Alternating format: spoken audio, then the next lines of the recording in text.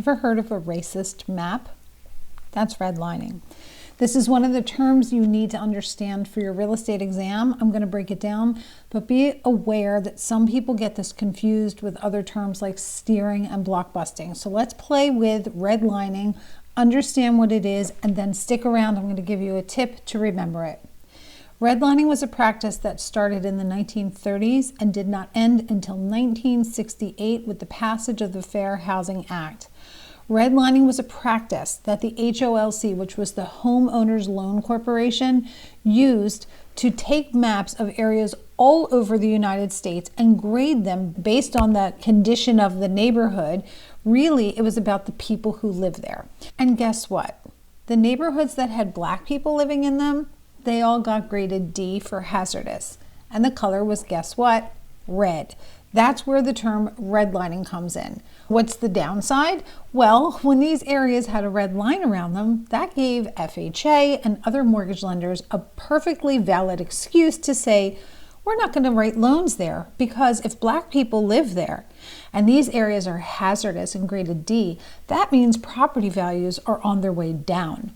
So it's not safe for us to invest inside these neighborhoods, which means the neighborhoods end up collapsing upon themselves because they can't get funding. So redlining was a legal practice at the time, and it had severe consequences on neighborhoods. And if you want to dive deeper and find out about the repercussions that are still occurring in neighborhoods today, in huge part because of redlining, I strongly suggest you read the book The Color of Law by Richard Rothstein. If you don't have the patience to read, check out his 15-minute video called Segregated by Design. That'll give you a really great synopsis of his entire book and explain to you what redlining did to our country, how redlining caused segregation and income inequality just because of the color of people's skin. And when you see what racism has done in our country, you will never be able to unsee it. I want you to pass this real estate exam. And honestly, the real reason why I teach is so I can explain fair housing to people, because as an agent, you don't just have to learn it for the test. And it's not just so you stay out of trouble when you're doing your business. It's because we as real estate agents are the gatekeepers to the American dream. And you have extreme power to open doors for people who have been generationally excluded from creating wealth or home ownership because of racist practices that our country has had in place for a very long time.